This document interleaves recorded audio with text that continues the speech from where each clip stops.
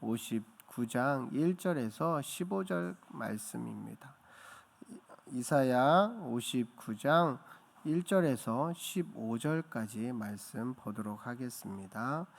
여호와의 손이 짧아 구원하지 못하심도 아니요 귀가 둔하여 듣지 못하심도 아니라 오직 너희 죄악이 너희와 너희 하나님 사이를 갈라 놓았고 너희 죄가 그의 얼굴을 가리어서 너희에게서 듣지 않으시게 함이니라.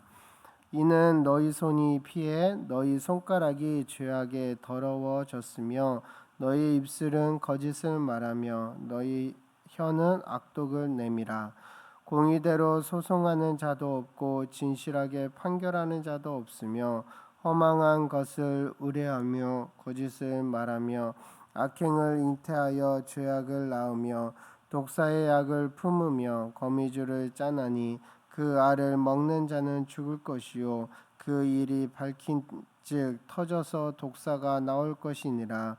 그 짠 것으로는 옷을 이룰 수 없을 것이요 그 행위로는 자기를 가릴 수 없을 것이며 그 행위는 죄악의 행위라. 그 손에는 포악한 행동이 있으며 그 발은 행악하기에 빠르고 무죄한 피를 흘리기에 신속하며 그 생각은 악한 생각이라.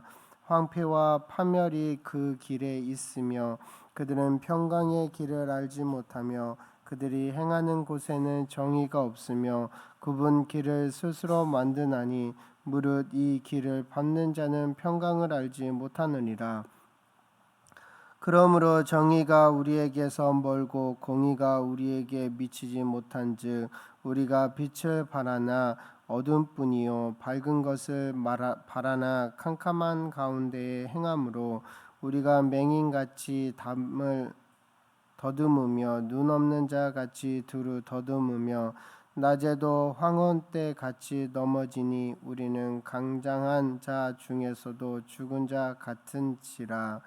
우리가 곰같이 부르짖으며 비둘기같이 슬피 울며 정의를 바라나 없고 구원을 바라나 우리에게서 멀도다. 이는 우리의 허물이 주의 앞에 심히 많으며 우리의 죄가 우리를 쳐서 증언하오니 이는 우리의 허물이 우리와 함께 있음이니라. 우리의 죄악을 우리가 아냐이다.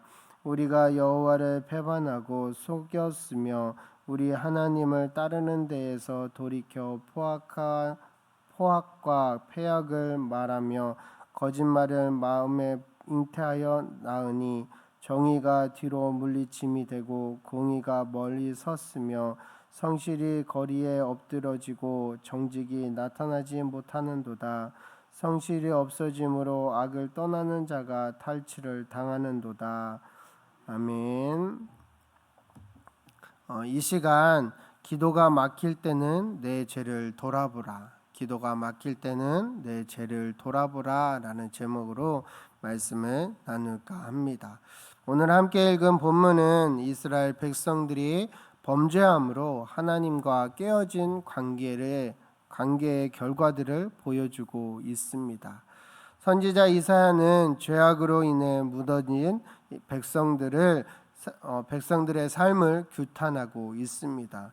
1절 말씀에 여호와의 손이 짧아 구원하지 못하심도 아니요 귀가 둔하여 듣지 못하심도 아니라 라고 말하고 있습니다. 이는 이스라엘은 금식하고 안식일을 지키며 기도하였습니다. 그러나 하나님께서 기도에 응답이 없었습니다. 그러자 이스라엘은 하나님의 손이 짧아서 구원하지 못한다라고 생각하였습니다. 하나님이 귀가 둔하여 듣지 못한다라고 엉뚱하게 하나님을 왜곡하며 생각했습니다. 그러나 하나님은 손이 짧아 이스라엘을 구원하지 못함도 아니었습니다. 귀가 둔하여 듣지 못함도 아니었습니다. 하나님이 그들을 구원하지 못하는 이유는 다른 데 있었습니다. 그것은 바로 이스라엘의 죄가 크기 때문이었습니다. 이사야 선지자는 이것을 지적하며 하나님이 손이 짧아서도 아니요 귀가 둔하여져서도 아니고 너희들이 죄를 지었기 때문에 그 죄 때문에 하나님이 함께할 수 없다라는 것을 상기시켜 주었습니다. 이는 우리도 이스라엘처럼 하나님을 왜곡되이 생각할 때가 있습니다. 일이 잘 될 때는 상관없지만 혹 무언가가 잘 되지 않고 어두운 문제가 일어나면 하나님이 함께 하시지 않는가? 왜 이런 일이 일어났는가? 라고 생각할 때가 있습니다. 그러나 하나님은 말씀하십니다. 하나님의 손이 짧아서 구원하지 못함도 아니라 문제는 나에게 있다라는 겁니다. 나의 죄에 있다라는 것을 말씀하신 겁니다. 우리는 하나님의 능력도 생각하지만 하나님의 지혜도 생각해야 합니다. 나의 불평이 성장의 계기가 될 수 있습니다. 우리는 하나님의 능력과 지혜를 함께 생각해야 합니다. 하나님의 능력과 지혜 안에서 구원을 생각해야 합니다. 계속해서 2절에서 3절을 보면 오직 너희 죄악이 너희와 너희 하나님 사이를 갈라 놓았고 너희 죄가 그의 얼굴을 가리워서 너희에게서 듣지 않으시게 함이니라. 이는 너희 손이 피해 너희 손가락이 죄악에 더러워졌으며 너의 입술은 거짓을 말하며 너희 혀는 악독을 내밀어 라고 말씀하고 있습니다. 하나님은 이스라엘을 구원하지 못하는 이유는 이스라엘의 죄악 때문이라고 다시 한번 강조하고 있는 것입니다. 이스라엘 사람들의 죄악이 이스라엘과 하나님 사이를 갈라 놓았기 때문입니다. 그들의 죄가 하나님의 얼굴을 가리워서 그들을 보지 못하게 하였고 귀를 막아서 그들의 말을 듣지 못하게 하였습니다. 하나님은 그들을 복 주시려고 하였지만 그들의 죄악으로 복을 주실 수 없었습니다. 하나님은 그들의 죄악을 구체적으로 지적하고 계십니다. 그들이 하나님의 능력을 덧입기 위해서는 그렇게 이야기하고 있는 그 모든 죄악들을 깨끗하게 제거해야 했습니다. 이는 우리도 마찬가지인 것 같습니다. 하나님은 우리의 제사와 기도만 받으시는 것이 아니라 우리의 삶도 함께 받으신다라는 것입니다. 우리는 예배를 드리고 기도하면서 동시에 내 삶이 하나님 앞에 정당하고 깨끗한지를 살펴보아야 합니다. 무엇보다 구체적으로 진실하고 겸손히 회개해야 합니다. 가장 좋은 기도는 감사이고 다음은 회개입니다. 4절 말씀을 보겠습니다. 공의대로 소송하는 자도 없고 진실하게 판결하는 자도 없으며 허망한 것을 의뢰하며 거짓을 말하며 악을 잉태하여 죄악을 낳으며. 이스라엘 상태가 지금 어떤지를 보여주고 있습니다. 하나님은 계속해서 이스라엘 죄를 이야기하고 있습니다. 사법부는 모든 판결의 기준입니다. 사법부가 정의로워야 하는데 이스라엘은 이 사법부가 타락하였다라고 이야기합니다. 그들 가운데 공의대로 진실하게 판결하지 않는다라고 이야기합니다. 그들은 하나님의 말씀에 기초하여 재판도 하지 아니하고 뇌물에 따라서 재판하고 개인적인 이해관계에 따라 재판을 하였습니다. 중심을 보지 않고 겉에 나타난 부귀 권세를 보고 재판하였습니다. 이스라엘은 어디 가서도 공의를 찾을 수 없었습니다. 공의대로 소송하지 않고 진리대로 판결하지 않았습니다. 자신들의 멋대로 행동했던 것입니다. 이러한 상황 속에 그들은 하나님 대신에 허망한 우상을 또 의뢰하였습니다. 하나님 앞에서 진실되지 못하고 거짓을 말하였습니다. 그들은 죄 없는 사람들을 죽이고 온갖 흉계를 꾸몄습니다. 그들은 악행을 잉태하여 죄악을 낳았습니다. 그들은 악한 생각을 하고 죄를 짓는 행동들을 계속해서 반복적으로 행하였던 것입니다. 계속해서 5절에서 7절 말씀을 보면 독사의 알을 품으며 거미줄을 짜나니 그 알을 먹는 자는 죽을 것이요 그 알이 밟힌즉 터져서 독사가 나올 것이니라. 그 짠 것으로는 옷을 이룰 수 없을 것이요 그 행위로는 자기를 가릴 수 없을 것이며 그 행위는 죄악의 행위라. 그 손에는 포악한 행동이 있으며 그 발은 행악하기에 빠르고 무죄한 피를 흘리기를 신속하며 그 생각은 악한 생각이라. 황폐와 파멸이 그 길에 있으며 라고 말씀하고 있습니다. 이스라엘 사람들은 그들의 마음속에 하나님이 안 계시고 사단이 있었습니다. 그들은 독사의 알을 품은 독사와도 같았습니다.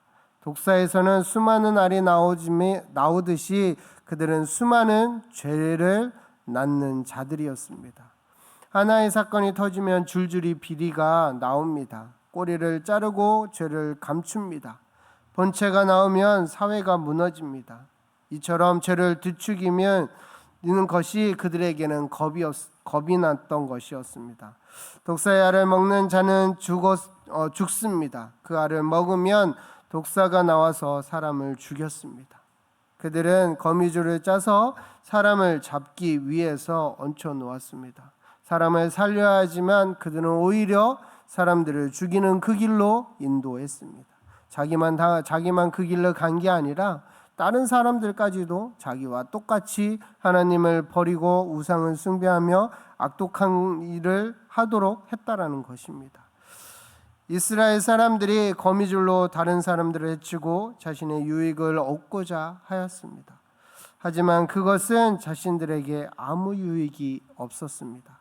그들이 짠 것으로 옷을 만들어 자신을 가릴 수도 없었습니다.